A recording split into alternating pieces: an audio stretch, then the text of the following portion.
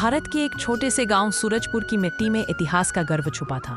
यह गांव हरे भरे खेतों, मिट्टी की कच्ची गलियों और मेहनतकश किसानों के लिए जाना जाता था। गांव के हर बुजुर्ग के दिल में आजादी की वो लड़ाई जिंदा थी जिसे उन्होंने अपनी आंखों से देखा। सूरजपुर में रहने वाला रामू नाम का युवा पढ़ाई लिखाई में बहुत तेज था। उसे इतिहास में हमेशा कम अंक आते, पर उसकी दादी कहती थी, बेटा, किताबों में लिखा इतिहास पढ़े हुए लोगों की आवाज है, पर असली इतिहास इस गांव की मिट्टी में दबा हुआ है।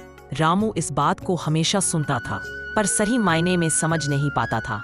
एक दिन स्कूल में उसे अपने गांव का इतिहास विषय पर लेख लिखकर लाने का काम मिला। वह सोच में पड़ गया कि गांव में ऐसा क्या इतिहास है, यह तो हमेशा से शांत और साधारण रहा है। रामू ने अपनी दादी से पूछा, दादी, हमारे गांव का क्या इतिहास है? हम तो कभी किसी बड़े शहर का हिस्सा भी नहीं रहे। दादी मुस्कुराई और धीरे धीरे कहानी सुनाना। आजादी की लड़ाई और सूरजपुर साल 1942 भारत छोड़ो आंदोलन पूरे देश में उफान पर था। सूरजपुर भी इससे अछूता नहीं था। गांव का एक बहादुर किसान वीर सिंह अंग्रेजों के अत्याचारों के खिलाफ आवाज उठा रहा था। वह पढ़ा लिखा नहीं था, पर उसके अंदर देश के लिए आग जल रही थी। उसने गांव वालों को एकजुट किया और कहा, अंग्रेज हमारी जमीन, हमारा अनाज और हमारे लोग सब ले जाते हैं। इसे रोके बिना जीने का कोई मतलब नहीं। गांव के लोग पहले डर रहे थे, पर वीर सिंह के साहस ने सबको हिम्मत दी। दमन और बलिदान। अंग्रेजों को जब यह खबर मिली तो उन्होंने सैनिकों को भेजा। सैनिकों ने गांव में उत्पात मचाया, अनाज जला दिया, कई लोगों को पकड़ लिया, पर वीर सिंह ने हार नहीं मानी। उन्होंने रात में सैनिकों पर हमला किया और कैद हुए गांव वालों को छुड़ा लिया। यह देखकर अंग्रेज क्रोधित हो गए।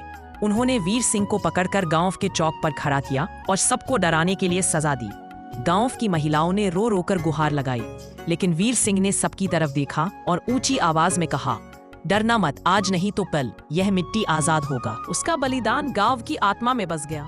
आजादी का सूरज 1947, आजादी का साल, जब त्रिरंगा लहराया गया तो सूरजपुर के लोगों ने वीर सिंह की तस्वीर को मंदिर के पास स्थापित किया।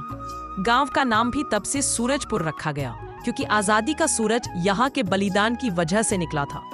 दादी के चेहरे पर गर्व था जब वह बोल रही थी, बेटा, ये गांव सिर्फ खेतों का नहीं, बलिदानों की नींव पर खड़ा है। यहाँ से रामू की आंखें चमक गईं। उसे एहसास हुआ कि उसका गांव साधारण नहीं, इतिहास का वाहक है। उसने स्कूल में एक सुंदर लेख लिखा। शिक्षक और सभी छात्र गर्व महसूस करने लगे कि वे ऐसे गांव का हिस्सा हैं। रामू ने निर्णय लिया, वह बड़ा होकर अपने गांव का इतिहास सबको बताएगा।